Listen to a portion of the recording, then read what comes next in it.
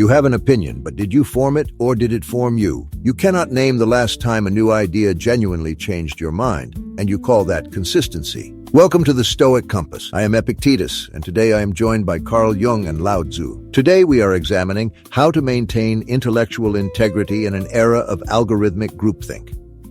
Here is what is happening. Every time you open a screen, something is deciding what you think about next. Not what you think, not yet, but what enters your mind at all. And you have handed that decision to a machine that does not care about your flourishing. It cares about your attention. Those are not the same thing. A person who cannot choose their own inputs has already surrendered most of the battle. You are not being censored. You are being curated. And curation is a softer, more comfortable form of the same trap. I would push on that framing slightly. The algorithm is not the origin of the problem. It is the amplifier of something that was already there. Human beings have always sought confirmation. They have always gathered with people who reflect their own beliefs back to them, who make them feel that the shape of their mind is correct. What the algorithm does is industrialize that tendency. It takes a psychological appetite that was once constrained by geography and accident and gives it unlimited reach. The question I would ask is not what the machine is doing to you, but what part of you invited it in and keeps feeding it. You are both describing a person who is lost and arguing about which direction they got lost from. The appetite Jung names is real. The machine Epictetus names is real. But neither of those is the core difficulty. The core difficulty is that most people do not notice they are thinking borrowed thoughts. They feel like conviction. They feel like identity. That is the problem. Not the source of the thoughts, but the inability to see them as thoughts at all. That is fine as an observation, but it does not give anyone anything to do. The person sitting with their phone right now, watching their feed confirm everything they already believe. What do you say to them? Notice harder? The question is what discipline looks like in this specific environment. Because the environment is hostile to independent thought. You have to treat it the way you would treat any hostile environment, with preparation, with rules, with deliberate resistance. And yet resistance alone is not the same as integrity. A person can resist one set of influences and simply absorb another. I've seen this in patients who rejected the dominant worldview entirely and adopted the counter-narrative with equal uncritical fervor. They moved from one collective to another and felt liberated doing it. What they had not done was the harder work, which is to examine why they needed the certainty so badly in the first place. The drive for intellectual certainty is often compensatory. It is covering for something the ego finds intolerable, the genuine not knowing that honest inquiry requires. There is something underneath both of your arguments that neither of you is quite naming. Epictetus wants the person to resist. Jung wants the person to examine. But what if the self doing the examining is also shaped by the same forces? You cannot step outside your formation to audit it. You can only notice slowly over time where your thinking stops and where the borrowed thing begins.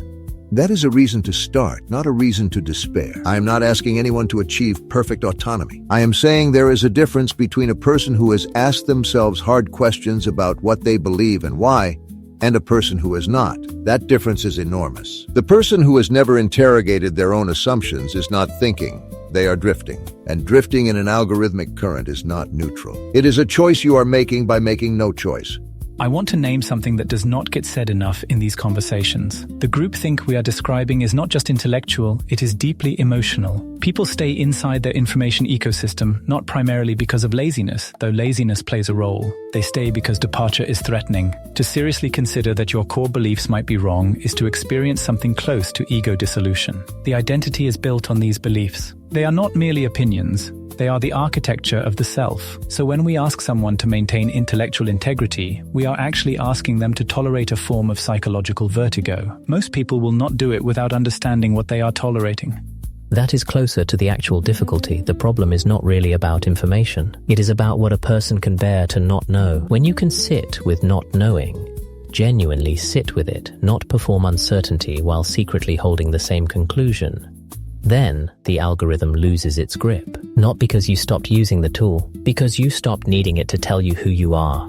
Now you are drifting into abstraction. Can you sit with not knowing? What does that mean in practice? I will tell you what it means. It means that when you encounter a claim that confirms what you already believe, you apply the same scrutiny you would apply to a claim that offends you. That is the whole practice, not mystical tolerance of uncertainty. A simple, brutal standard. Same evidence, same rigor, regardless of whether the conclusion feels good. Most people never do this, not because they cannot, because they do not decide to.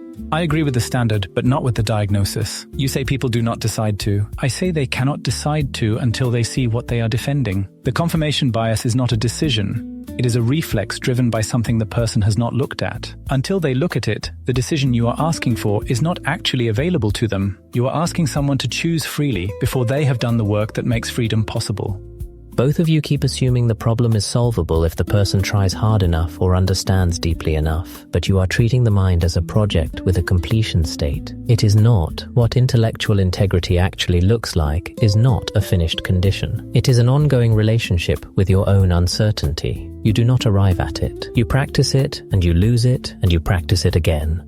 On that I will not argue, but I will say this: the losing of it is not inevitable. The losing of it is often chosen. Every time you click the thing that already agrees with you without checking the thing that does not, you are choosing. Every time you share something because it feels right before you verify it, you are choosing. The algorithm does not make those clicks for you. Your hand does. Your appetite does. Own that.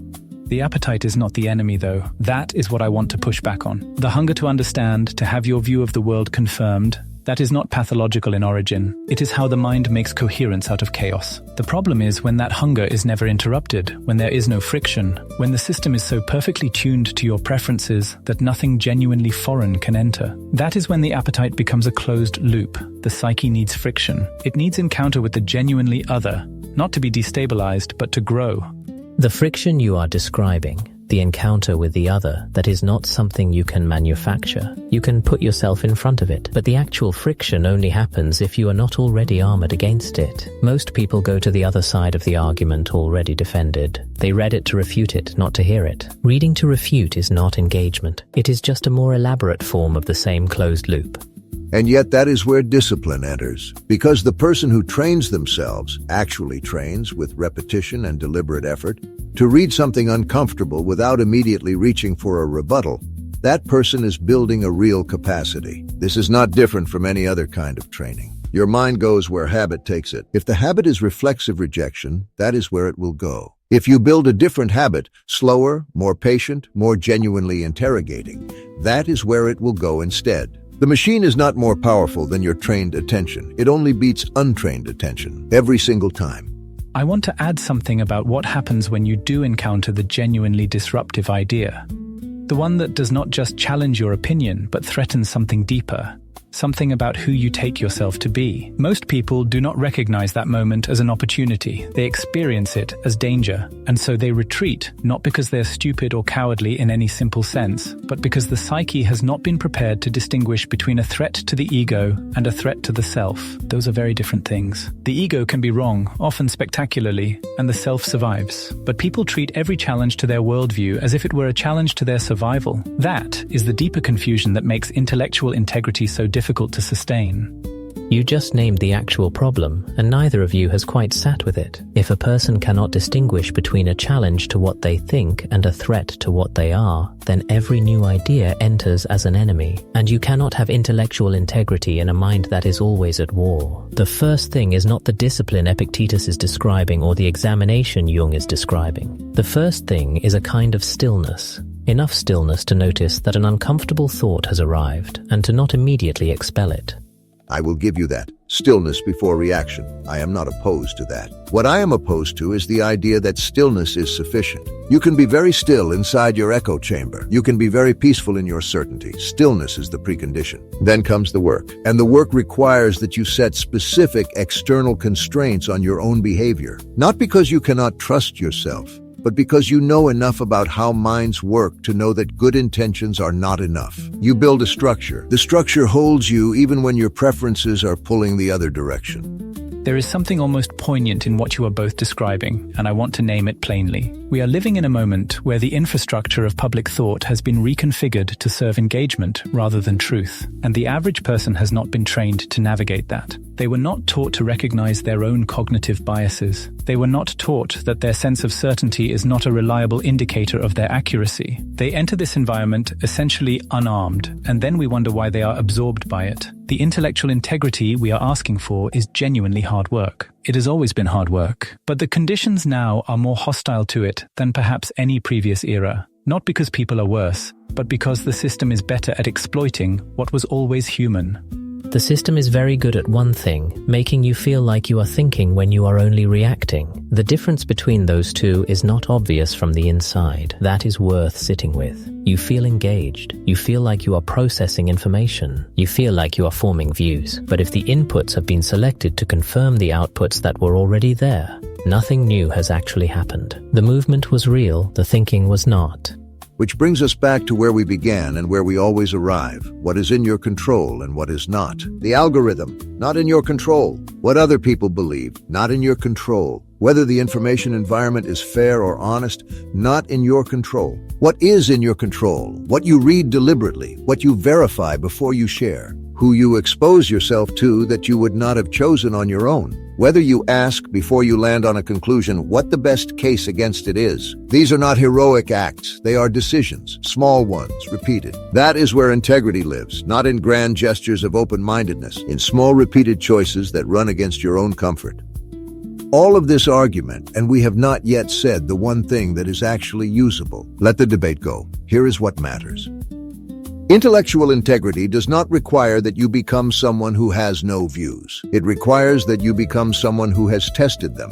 Here is the honest problem. You live inside an information system designed to give you more of what you already respond to. It is not conspiring against you. It is indifferent to you. But indifference in a powerful current is enough to drown. If you do nothing deliberate, you drift, and drifting feels like thinking. That is what makes this particular trap so effective. So let us be precise about what integrity actually demands in this environment. It demands that you hold your strongest convictions to the same standard you hold opposing ones. Not occasionally, every time. When you feel certain, especially when you feel certain, that is the moment to stop and ask, what would have to be true for this to be wrong? Not to abandon your view, to pressure test it. A belief that survives honest examination is worth more than one you have never questioned. It demands that you notice the difference between information that surprises you and information that confirms you. You need more of the former. Deliberately, not to destabilize yourself, to stay honest. And it demands something even simpler, that you slow down before you share or decide. One beat of genuine scrutiny, not a full investigation. One honest question. Do I actually know this is true or does it just feel true? Today, try this. Before the day ends, find one claim you currently believe, something about politics, people, or how the world works, and spend 5 minutes looking for the most serious argument against it. Not to change your mind, to find out whether your mind can handle the contact.